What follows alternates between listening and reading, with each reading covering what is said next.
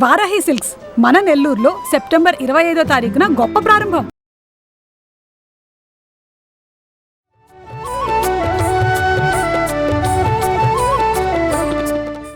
నమస్తే రమ్మగారు. నమస్తే జయ. మనం దసరా స్పెషల్ నైవేద్యాలు చేస్తూ ఉన్నాము.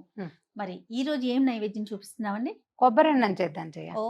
మూలా నక్షత్రం సరస్వతి పూజ రోజున తెల్లటి బియ్యపన్నం కానీ, అంటే తెల్లటి పెరుగన్నం కానీ, తర్వాత కొబ్బరి అన్నం కానీ నివేదన చేయొచ్చు. మామూలుగా కొబ్బరి అన్నం అంటే 2 పద్ధతులు చేస్తాం. బియ్యం కడగటం, కుక్కర్ పెట్టేసి అన్నం వండి పక్కన పెట్టుకోవటం. తిరగమాతలో కొబ్బరి కోరు వేసి బాగా వేయించి ఇది ఎత్తి అందులో పోసేయటం సింపుల్ మెథడ్. అన్నం రెడీగా ఉంటే తిరగమాత పెట్టుకోవడం. పచ్చి కొబ్బరి కావాలి, చక్కగా వద్దే కావాలి ఎక్కువ. కొబ్బరి పోపులో పులిహార పోపు లాగా వేసుకోవటం, అందులో కొబ్బరి వేసి చక్కగా వేయించి సరిపడా ఉప్పు, కొంచెం కరివేపాకు, తర్వాత ఏమో ఈ పచ్చిమిర్చి అవి వేయటం, ఎత్తి అన్నంలో కలిపేసి కమ్మటి కొబ్బరి అన్నం తయారవుతుంది. అదొక పద్ధతి. రెండోది బియ్యంలోనే కొబ్బరి పాలు పోసి వండి మళ్ళీ తిరగమాతలో కూడా కొబ్బరి వేస్తాం. ఇది ఇంకా ఎక్స్ట్రా రుచి. 2 రుచులు, ఒకటి సింపుల్ రుచి, ఒకటి ఎక్స్ట్రా రుచి. ఏం కావాలంటే మాకు ఎక్స్ట్రానే కావాలి అమ్మగారు. సరే, 1 గ్లాస్ బియ్యం పెట్టుకున్నాము. దీనికి కొలత ఏం లేదు, అందాజుగా చేయటం. 1 గ్లాస్ కొలత అంతే. బియ్యం కడిగేసి శుభ్రంగా ఒక 5 నిమిషాలు పక్కన పెడితే నానిపోతాయి. దీనికి 1కి 2 కొబ్బరి పాలు పోసుకుందాం. కొబ్బరి పాలు ఎలాగా, 1 కాయ కొబ్బరికాయ కొట్టడం, చిన్న ముక్కలు చేసి మిక్సీలో వేయండి మొదట. దాంట్లో 1 గ్లాస్ నీళ్ళు పోసి బాగా తిప్పండి. గ్లాసు నీళ్ళకి రుబ్బేసి అది మెత్తగా అవుతుంది కదా, చక్కగా ఇందులోనే వేసి పిండేసి పాలు తీయండి. మళ్ళీ ఇంకో గ్లాస్ నీళ్ళు పోయండి. మళ్ళీ కాసేపు మిక్సీ తిప్పితే చక్కగా పాలు వచ్చేస్తాయి, చిక్కగా వస్తాయి. ఇదిగో చక్కగా మరియు చిక్కగా కొబ్బరి పాలు 1కి 2 కొలత ప్రకారం కొబ్బరి పాలు తీసుకోండి. ఆ చిక్కదనం సరిపోతుంది.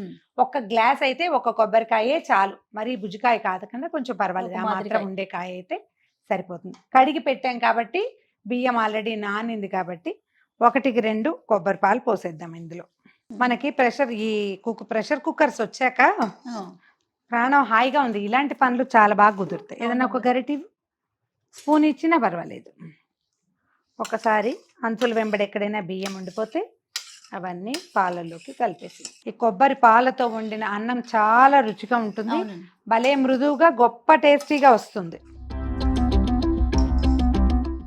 ఉప్పు అది వేయటం లేదు. నేనేం చేస్తాను, ఒట్టిగా మూత పెట్టేసి తర్వాత తిరగమాతలో వేసుకుంటాను. మీడియం ఫ్లేమ్లో 2 విజిల్స్ వస్తే సరిపోతుంది. రైస్ కుక్కర్లో పెట్టుకున్నా బాగానే ఉంటుంది. రైస్ కుక్కర్లో పెట్టుకునేటప్పుడు కొద్దిగా అన్ని నీళ్ళు ఎక్స్ట్రా పోసుకోండి. పాలు కాకుండా కాస్త నీళ్ళు పోస్తే, లేకపోతే అది ఏమవుతుందంటే కీప్ ఫామ్లోకి వెళ్ళాక మరీ డ్రైగా జల్జల్లాడుతూ అయిపోతే, అంత అవ్వకుండా ఉండటం కోసం కాస్త అన్ని నీళ్ళు పోస్తే సరిపోతుంది. 2 విజిల్స్ రానిద్దాం. దీంట్లో తిరగమాత పెట్టుకుందాం. కుక్కర్ ఊడొచ్చేసింది. చూద్దాం మన అన్నం ఎలా వచ్చింది. చక్కగా వచ్చింది రమ్మగారు. బాగా వచ్చింది. కొబ్బరి నురుగు కనపడుతుంది, ఏం కంగారు ఏం లేదు. జస్ట్ కొబ్బరిలో ఉన్న బరక కాస్త పైకి చేరుతుంది. అదంతా రుచిగా ఉంటుంది. దాన్ని ఏం తీసేయక్కర్లేదు, అనుమానం పడక్కర్లేదు. తాలింపు వేసినప్పుడు కలిసిపోతుంది. ఇక చూడు బాగా వచ్చింది. ఓకే, ఏదైనా ఒక వెడల్పాటి పళ్ళెల్లో వేసేసుకుందాం. కొబ్బరి వాసన చూడు గుమాయిస్తుంది. అన్నం ఎంత చక్కటి వాసన వస్తుంది. దీంట్లోనే ఒక చిన్న ఐడియా చెప్తా. నట్మెగ్ జాజికాయ ఉంటుంది కదా, ఒక చిన్న ముక్క ఈ ఉడికే దాంట్లో వేయండి. తర్వాత కనపడ్డప్పుడు తీసేయచ్చు. ఈ కొబ్బరి వాసన ఇంకా ఇనుమడించి మహారుచిగా ఉంటుంది. స్టవ్ మీద చిన్న మూకుడు పెడదాం. మేము ఏం చేసామంటే, 1 కొబ్బరికాయ పాలేమో అన్నంలో పోసాం, ఇంకో కొబ్బరికాయ కోరి పక్కన పెట్టుకున్నాం.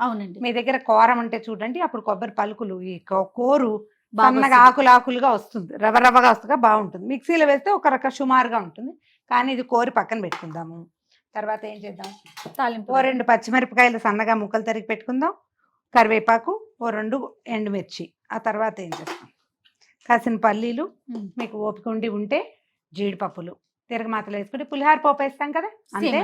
పులిహారకి బాగా పోస్తాం కదా, కొంచెం తక్కువ వేసుకుంటాం అనమాట. నూనె వేసి దీంట్లో కొబ్బరి జిడ్డుగా ఉంటుంది, ఎక్కువ చాలా నూనెగా అలా ఏం వేయక్కర్లేదు.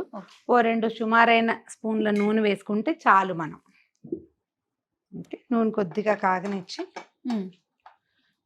పెద్ద స్పూను పల్లీలు, ఓకే, అదే పెద్ద స్పూన్తో శనగపప్పు, అదే స్పూను మినప్పప్పు, ఆవాలు కూడా కొంచెం తక్కువ వేసుకుందాము.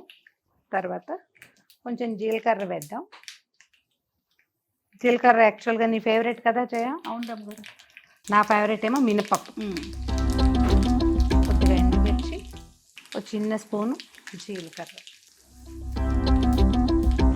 అంటే వేగిపోతుంది. చిన్న కొడుకు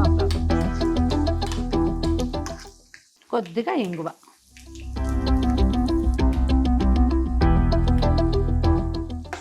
వేగిందే పోపు. ఇప్పుడు పచ్చిమిర్చి, కరివేపాకు.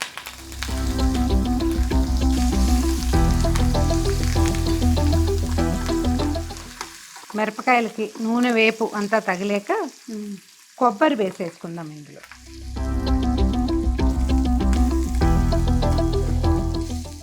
పచ్చిపోయేదాకా కొబ్బరి వేయించేసేయండి. మంచి వాసన వస్తుంది కదా. కొబ్బరి చట్నీ.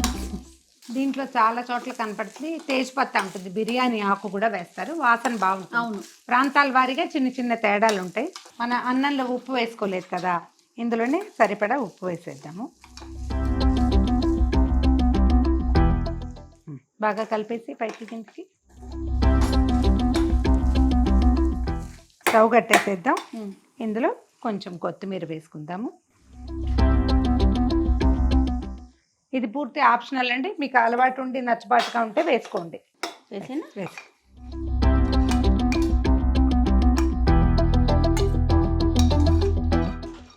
అన్నంలో వేసి ఓకే. కలిపేసేయండి. అమ్మని వాసన వస్తుంది, చక్కగా గుమగుమలాడుతూ కలిసేలాగా చక్కగా కలిపేసేయండి. దీంట్లో ఒక దాల్చిన చెక్క వేసుకోవచ్చుట, ఇప్పుడే వింటున్నాను నేను.